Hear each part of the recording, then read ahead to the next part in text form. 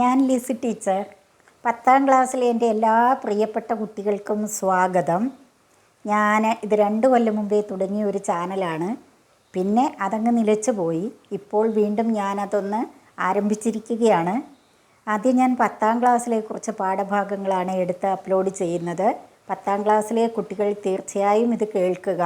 നല്ല ക്ലാസ്സാണെന്ന് തോന്നിയാൽ നിങ്ങളുടെ കൂട്ടുകാർക്ക് ഷെയർ ചെയ്ത് കൊടുക്കുക. നന്നായി പഠിച്ച് മലയാളം നല്ല മാർക്ക് വാങ്ങി ജയിക്കട്ടെ കുട്ടികളെല്ലാവരും. അപ്പം ഞാൻ ആദ്യമായിട്ട് എടുക്കുന്നത് കേരള പാഠാവലിയാണ് കേട്ടോ. കേരള പാഠാവലിയിലെ ആദ്യത്തെ യൂണിറ്റ് എന്താണ്? എല്ലാവരും പുസ്തകം എടുത്ത് തുറന്നു വെച്ചോളൂ. ചില കാര്യങ്ങളൊക്കെ ഇടയ്ക്ക് ടീച്ചർ പറയുമ്പോൾ നിങ്ങൾക്ക് പാഠപുസ്തകത്തിൽ തന്നെ ഓരോ പദത്തിൻ്റെ അടുത്തൊക്കെ എഴുതി വയ്ക്കേണ്ടി വരും. അതുകൊണ്ട് പേനയോ പെൻസിലോ ഒക്കെ എടുത്ത് റെഡി ആയിക്കോളൂ. അപ്പോൾ ആദ്യത്തെ യൂണിറ്റിൻ്റെ പൊതുവായ ശീർഷകം എന്താണ്? കാലാതീതം കാവ്യ വിസ്മയം. 3 പാഠങ്ങളാണ് ആ യൂണിറ്റിലുള്ളത് അല്ലേ? നോക്കൂ. എഴുത്തച്ഛൻ്റെ ലക്ഷ്മണ സാന്ത്വനം, ഋതുയോഗം, പാവങ്ങൾ. ഓരോന്നിനെക്കുറിച്ചും ഞാൻ ആ പാഠത്തിലേക്ക് കടക്കുമ്പോൾ കൂടുതലായി വിശദീകരിക്കാം കേട്ടോ. ആദ്യത്തേത് ലക്ഷ്മണ സാന്ത്വനം. ലക്ഷ്മണനെ സാന്ത്വനിപ്പിക്കുന്നു. ആരാണ് ലക്ഷ്മണൻ? അറിയാമല്ലോ. അയോധ്യയിലെ രാജാവായിരുന്ന ദശരഥൻ്റെ പുത്രനാണ് ലക്ഷ്മണൻ. ദശരഥന് എത്ര ഭാര്യമാരുണ്ടായിരുന്നു? 3 അല്ലേ? കൗസല്യ, കൈകേയി, സുമിത്ര. 4 മക്കളും. രാമൻ, ലക്ഷ്മണൻ, ഭരതൻ, ശത്രുഘ്നൻ. മൂത്തപുത്രനായിരുന്ന രാമനെ യുവരാജാവായി വാഴിക്കാനുള്ള എല്ലാ ഒരുക്കങ്ങളും അയോധ്യയിൽ പൂർത്തിയായി കഴിഞ്ഞു. പട്ടാഭിഷേകം എന്നാണ് അതിന് പറയുക. ശ്രീരാമ പട്ടാഭിഷേകത്തിൻ്റെ ആഘോഷത്തിമിർപ്പിലാണ് അയോധ്യ രാജ്യം മുഴുവനും ജനങ്ങളും. ദശരഥനും 3 അമ്മമാർക്കും പ്രജകൾക്കും എല്ലാം ഒരേപോലെ ഇഷ്ടമുള്ള ഒരു വ്യക്തിയായിരുന്നു ശ്രീരാമൻ. പെട്ടെന്നാണ് സംഭവങ്ങളാകെ മാറിമറിഞ്ഞത്. ചിലപ്പോഴൊക്കെ അങ്ങനെയാണ് നമ്മുടെ ജീവിതത്തിൽ. പൊടുന്നനെ നമ്മൾ നനച്ചിരിക്കാത്ത സമയത്ത് ജീവിതമാകെ കൈവിട്ടു പോകും, മാറിമറിഞ്ഞു പോകും അല്ലേ? വിധി വൈപരീത്യം എന്നൊക്കെ പറയാം. ഇവിടെ ദശരഥൻ്റെ ഭാര്യമാരിൽ ഒരാളായ കൈകേയി അവളുടെ തോഴിയായിരുന്ന മന്ധര എന്ന കൂനിയായ ഒരു സ്ത്രീയുടെ വാക്കുകേട്ട് പണ്ട് ദശരഥൻ കൈകേയിക്ക് കൊടുത്തിരുന്ന 2 വരങ്ങൾ തക്ക സമയം നോക്കി ആവശ്യപ്പെട്ടു. 1, ഭരതനെ രാജാവാക്കണം, തൻ്റെ പുത്രനായ ഭരതനെ രാജാവാക്കണം.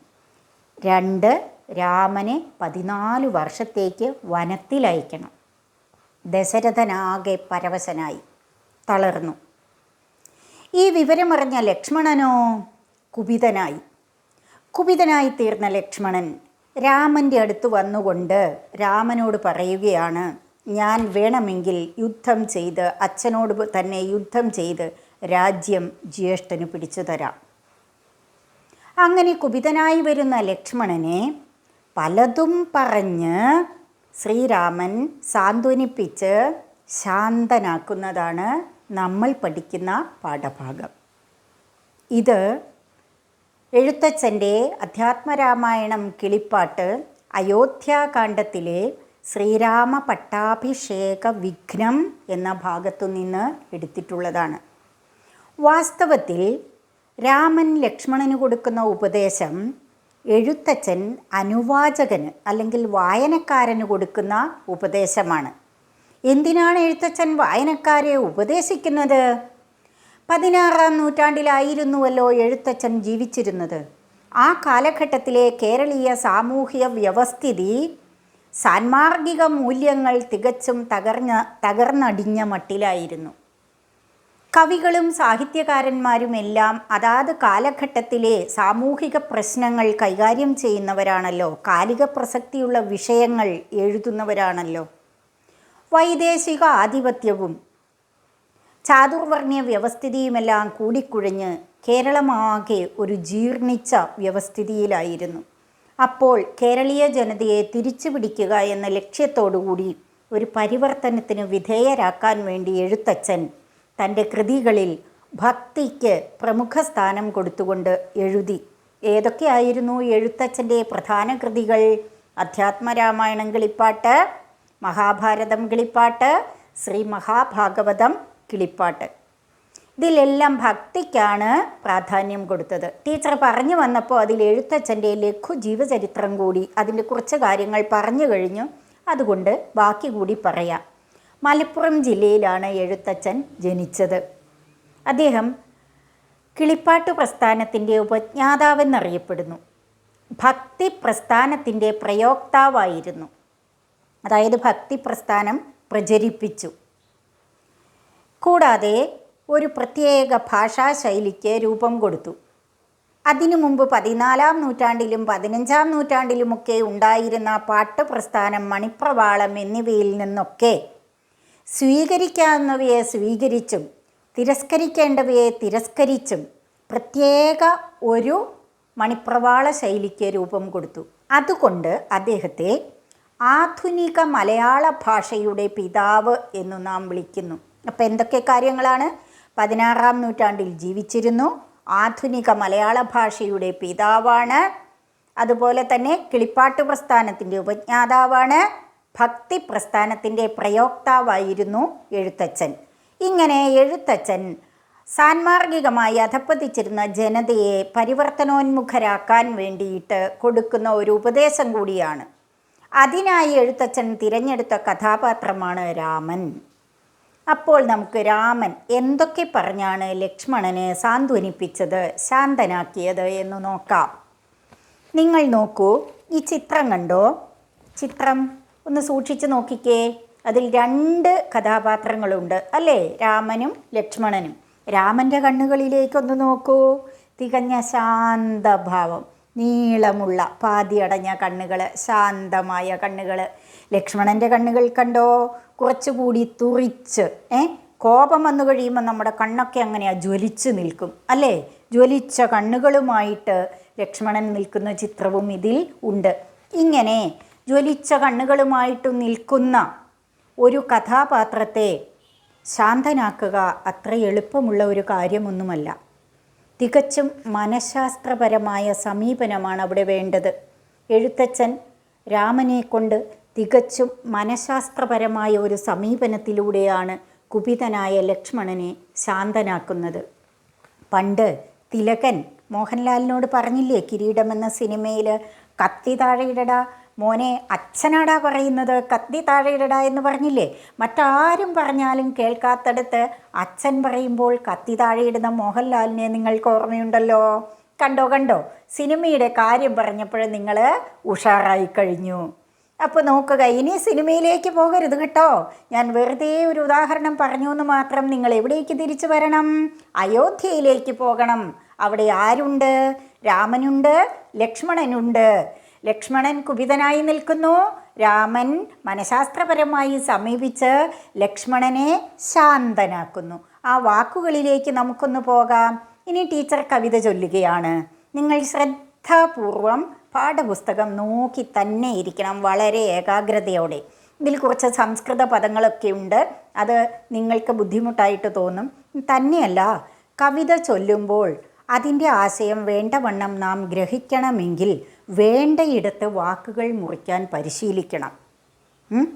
കവിത ചൊല്ലുമ്പോൾ വേണ്ടയിടത്ത് വാക്കുകൾ, അതായത് ഒരു നൂലിൽ മുത്തുകോർത്ത് മുത്തുമാല ഉണ്ടാക്കുന്നത് പോലെ കവികൾ പദാവലികൾ കോർത്തിണക്കിയാണ് കവിത രചിച്ചു വച്ചിരിക്കുന്നത്. അവിടെ നമ്മൾ വേണ്ടയിടത്ത് പദങ്ങൾ മുറിച്ച് ചൊല്ലിയാൽ മാത്രമേ നമുക്ക് ശരിയായ അർത്ഥം ഗ്രഹിക്കാൻ സാധിക്കുകയുള്ളൂ. ആദ്യം ടീച്ചർ ചൊല്ലാം, പിന്നീട് അതിൻ്റെ ആശയം വിശകലനം ചെയ്യുമ്പോൾ എവിടെയൊക്കെയാണ് പദങ്ങൾ മുറിക്കേണ്ടത് എന്ന് പറഞ്ഞു തരാം. അപ്പോൾ നിങ്ങൾ അവിടെ ഒരു അടയാളമൊക്കെ ഇട്ട് വെച്ചാൽ മതി കേട്ടോ. നിങ്ങൾ പുസ്തകത്തിൽ ശ്രദ്ധിച്ചിരുന്നാലേ ടീച്ചറിന് എത്ര തെറ്റ് പറ്റുന്നുണ്ട് എന്ന് നിങ്ങൾക്ക് മനസ്സിലാക്കാൻ പറ്റും. ചൂണ്ടിക്കാണിച്ചു തരണേ. ചൊല്ലി നോക്കാം. റെഡിയല്ലേ? ടീച്ചർ റെഡിയാണ്. ചൊല്ലാൻ പോവുക. വത്സ സൗമിത്രേ കുമാര നീ കേൾക്കണം, മത്സരാദ്യം വെടിഞ്ഞെന്നുടെ വാക്കുകൾ. നിന്നുടെ തത്വമറിഞ്ഞിരിക്കുന്നതു മുന്നമേ ഞാനെടോ, നിന്നുള്ളിലെപ്പോഴും എന്നെക്കുറിച്ചുള്ള വാത്സല്യപൂരവും നിന്നോളമില്ല മറ്റാർക്കുമെന്നുള്ളതും. നിന്നാൽ അസാധ്യമായില്ലൊരു കർമ്മവും നിർണയമെങ്കിലും ഒന്നിതു കേൾക്ക നീ. ദൃശ്യമായുള്ളൊരു രാജ്യദേഹാദിയും വിശ്വവും നിശേഷധാന്യധനാദിയും സത്യമെന്നാകിലേ തൽപ്രയാസം തവ യുക്തമതല്ലായിലെന്തതിനാൽ ഫലം. ഭോഗങ്ങളെല്ലാം ക്ഷണപ്രഭാ ചഞ്ചലം വേഗേന നഷ്ടമായുസ്സുമോർക്ക നീ. വഹ്നിസന്തപ്തലോഹസ്താംബുബിന്ധുന സന്നിഭം മർത്യജന്മം ക്ഷണഭംഗുരം. ചക്ഷുശ്രവണകളസ്തമാം ദർദുരം ഭക്ഷണത്തിനപേക്ഷിക്കുന്നതുപോലെ കാലാഹിനാ പരിഗ്രസ്തമാം ലോകവും ആലോലചേതസാ ഭോഗങ്ങൾ തേടുന്നു.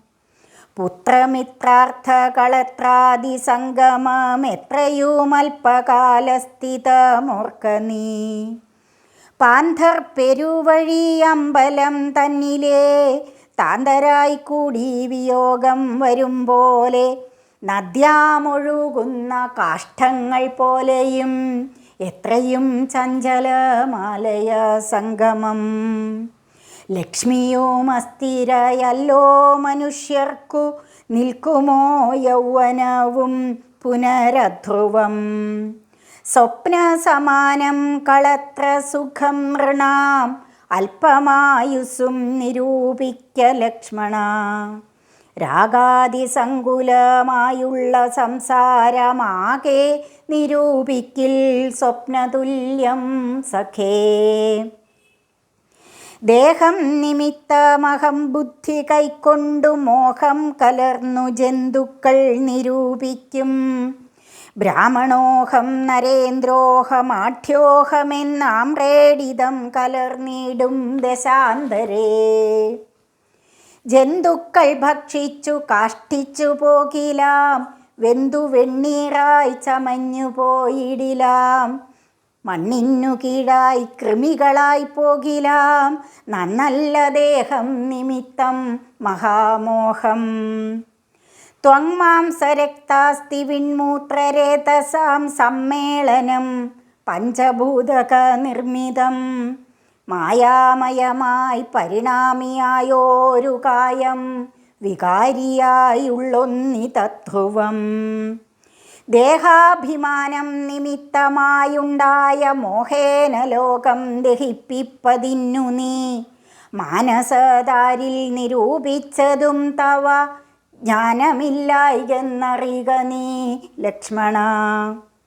ദോഷങ്ങളൊക്കവേ ദേഹാഭിമാനിനാം രോഷേണ വന്നു ഭവിക്കുന്നതോർക്ക നീ.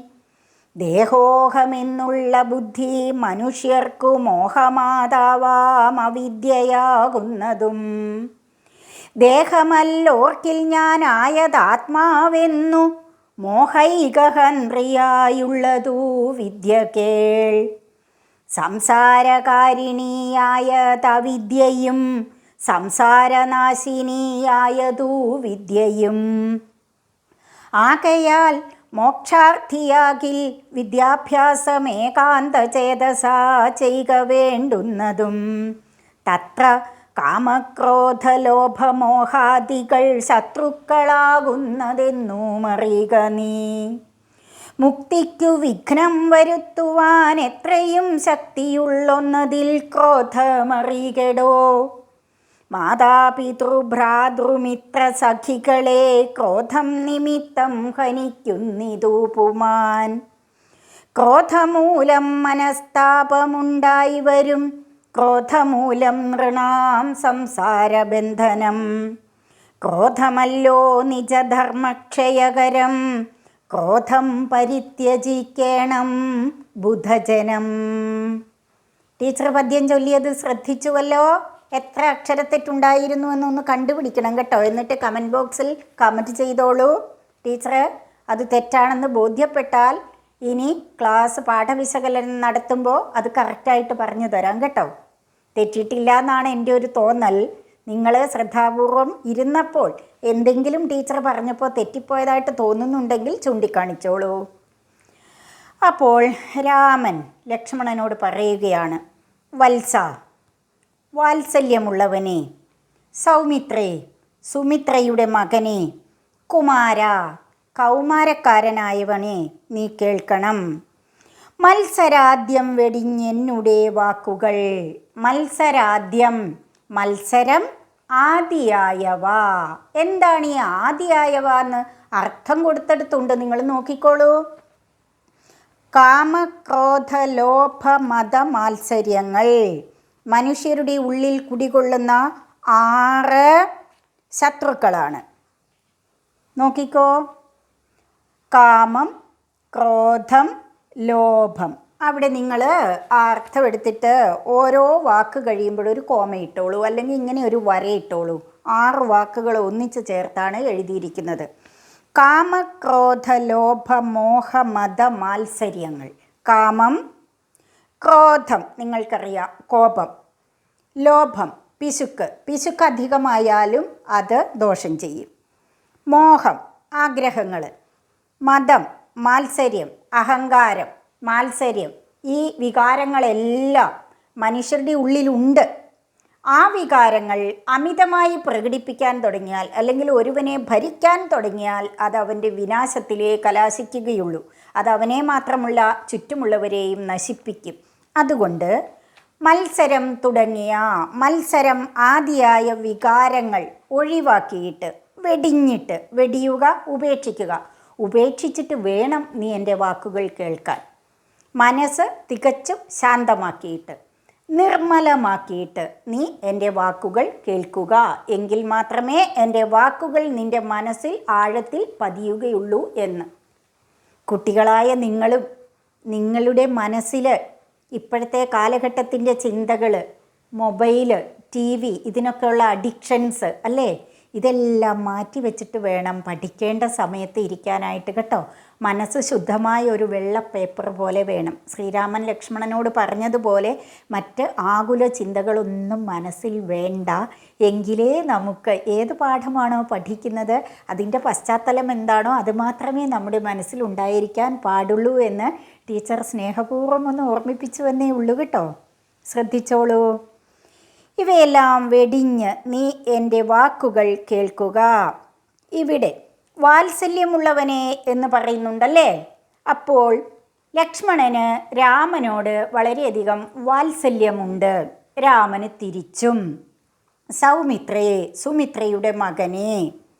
കുമാര, എന്താണ് കൗമാരക്കാരുടെ പ്രത്യേകത? പെട്ടെന്ന് ജ്വലിക്കുന്ന വികാരപ്രകടനങ്ങളാണ്. വൈദ്യുതാഘാതം ഏൽക്കുന്നത് പോലെയാണ് കൗമാരക്കാരെ തൊട്ടാൽ. എന്തെങ്കിലും വഴക്ക് പറഞ്ഞു കഴിഞ്ഞാൽ ഉടനെ നിങ്ങൾ റിയാക്റ്റ് ചെയ്യും. ഇപ്പോൾ നിങ്ങൾ കൗമാരപ്രായത്തിലാണല്ലോ ഉള്ളത്. ലക്ഷ്മണനും അതേ പ്രായത്തിലായിരുന്നു. അപ്പോൾ കൗമാരക്കാർക്ക് എടുത്തുചാടലും മുൻകോപവും ഒക്കെ കൂടുതലാണ്. അതാണ് എഴുത്തച്ഛൻ ഇവിടെ അർത്ഥമാക്കുന്നത്. കൗമാരപ്രായത്തിലുള്ള മക്കൾ എന്തു ചെയ്യണം?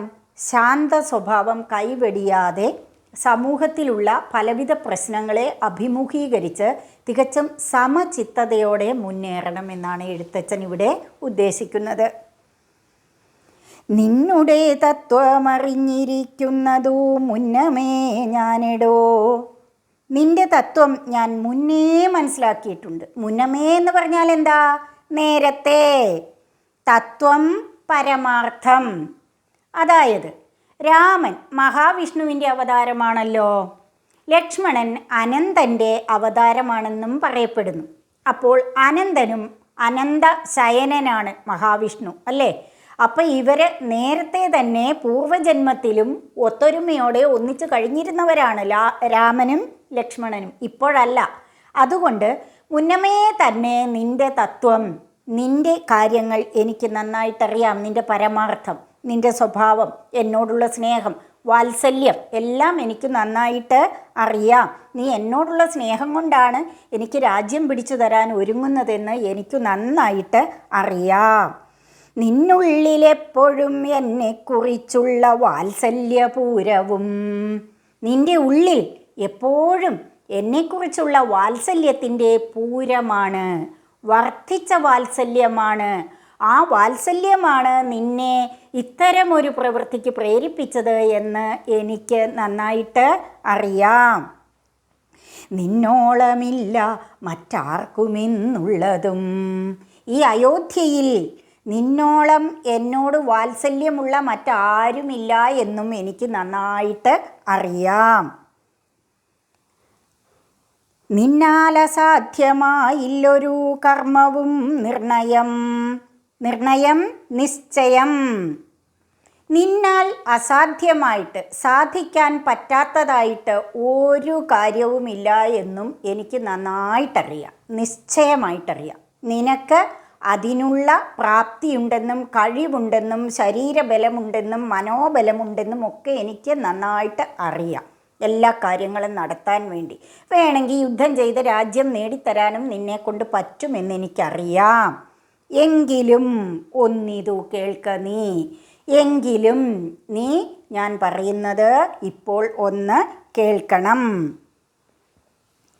നമ്മൾ ഒരാളെ, പ്രത്യേകിച്ച് കുപിതനായി നിൽക്കുന്ന ഒരാളെ സമീപിക്കുമ്പോൾ അയാളിലെ നന്മകൾ, അയാളുടെ കഴിവുകൾ ഒക്കെ പറഞ്ഞ് പുകഴ്ത്തി വശംവദനാക്കി സാന്ത്വനിപ്പിച്ച് വേണം വരുതിയിൽ കൊണ്ടുവരാൻ, അല്ലേ?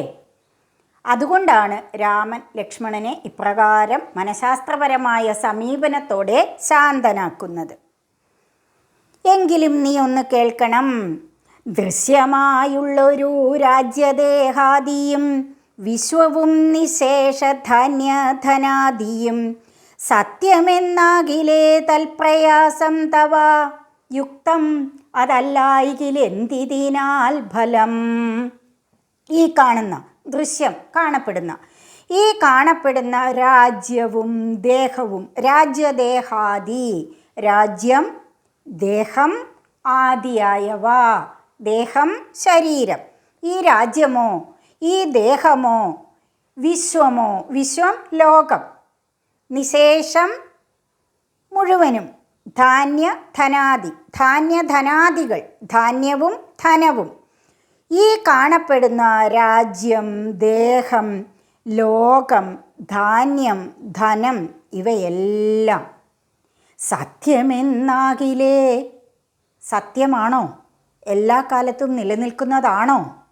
അങ്ങനെയാണെങ്കിൽ മാത്രമേ നിൻ്റെ ഈ പ്രയാസത്തിന് യുക്തിയുള്ളൂ, നിൻ്റെ ഈ ചിന്തയ്ക്ക് യുക്തിയുള്ളൂ. ഈ രാജ്യവും ദേഹവും ധനവും ധാന്യവും ലോകം തന്നെയും നശ്വരമാണ്. ഇവയൊന്നും എല്ലാ കാലത്തും നിലനിൽക്കുന്നവയല്ല. പിന്നെ നീ എന്തിനാണിങ്ങനെ എനിക്കിത് നേടിത്തരാൻ വേണ്ടി കഷ്ടപ്പെടുന്നത് എന്നാണ് രാമൻ ചോദിക്കുന്നത്. സത്യമെന്നാകിലേ തൽപ്രയാസം തവ യുക്തം അതല്ലായികിലെന്തിനാൽ ഫലം. അതല്ലെങ്കിൽ ഇത് നേടിയതുകൊണ്ട് എന്താണ് ഫലം?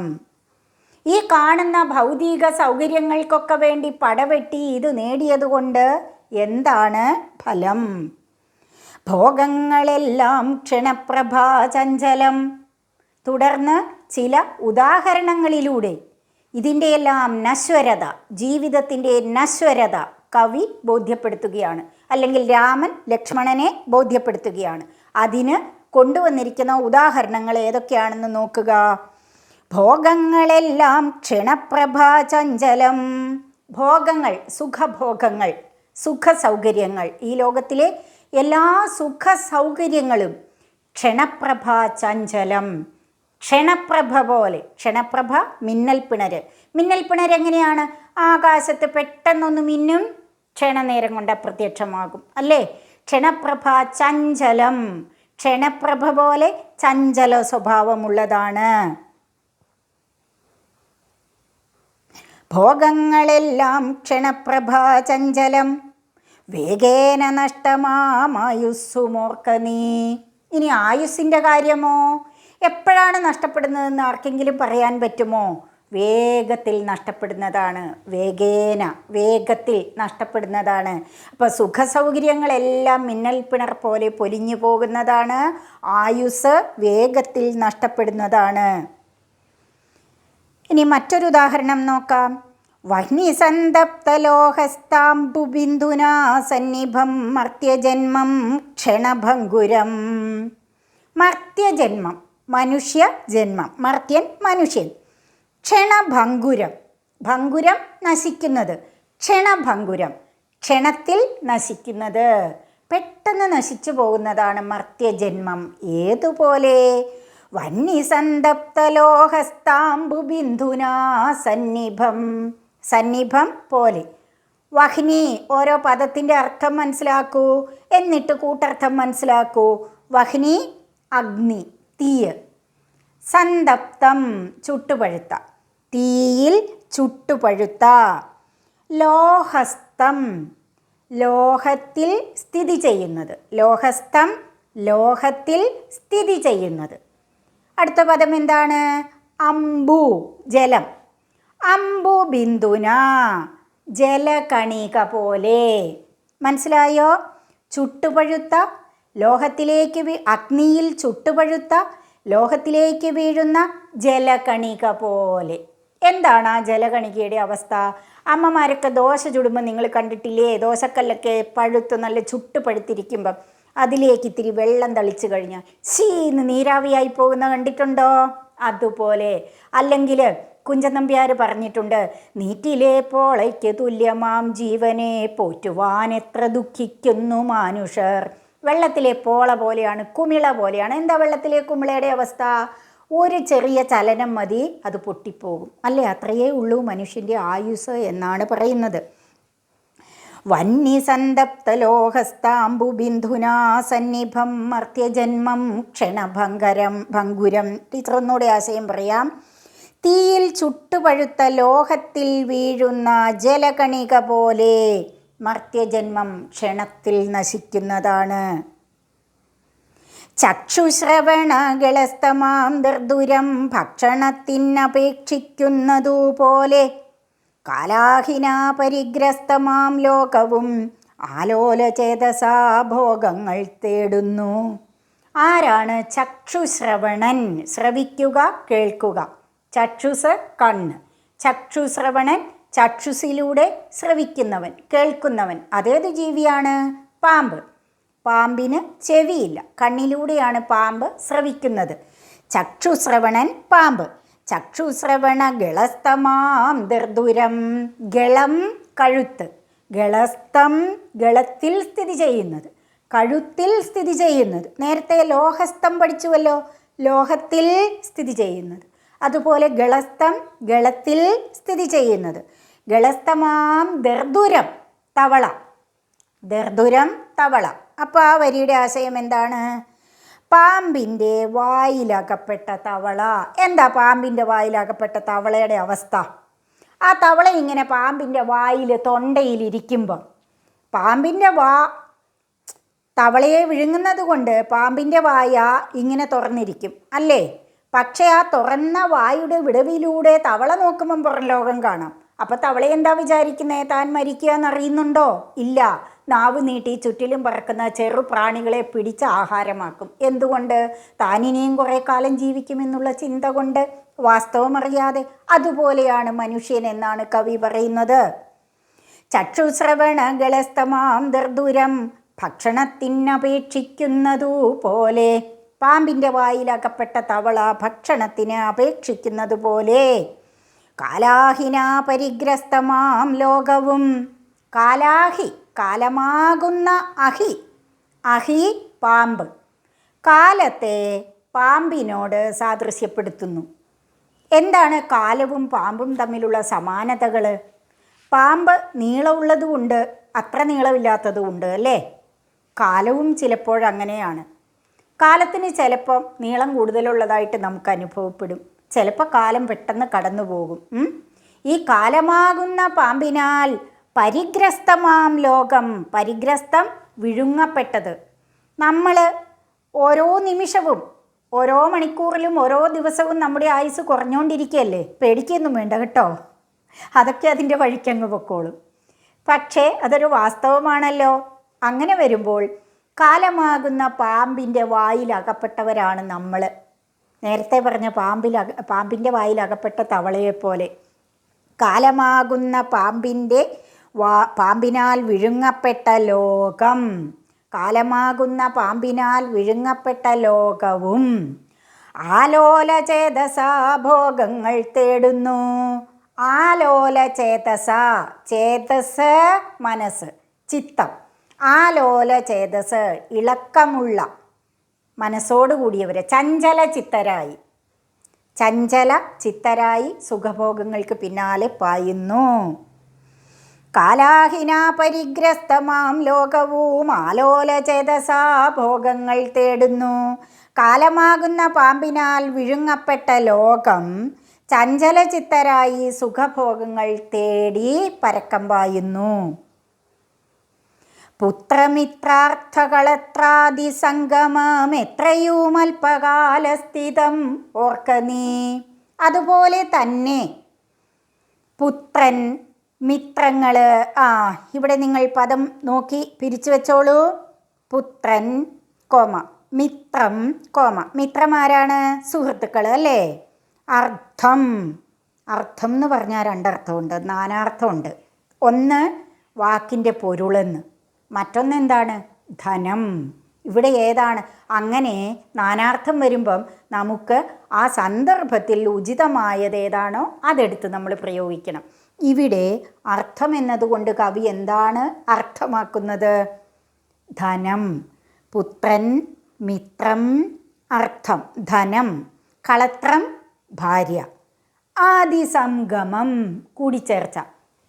പുത്രൻ, സുഹൃത്തുക്കൾ, ധനം, ഭാര്യ തുടങ്ങിയവയോടെല്ലാമുള്ള കൂടിച്ചേർച്ച, സംഗമം എത്രയും അല്പകാലസ്ഥിതം, എത്രയും അല്പകാലത്തേക്ക് മാത്രം സ്ഥിതി ചെയ്യുന്നതാണ്, അല്പകാലത്തേക്ക് മാത്രമുള്ളതാണ് എന്ന് അല്ലയോ ലക്ഷ്മണ നീ ഓർക്കുക, ചിന്തിക്കുക.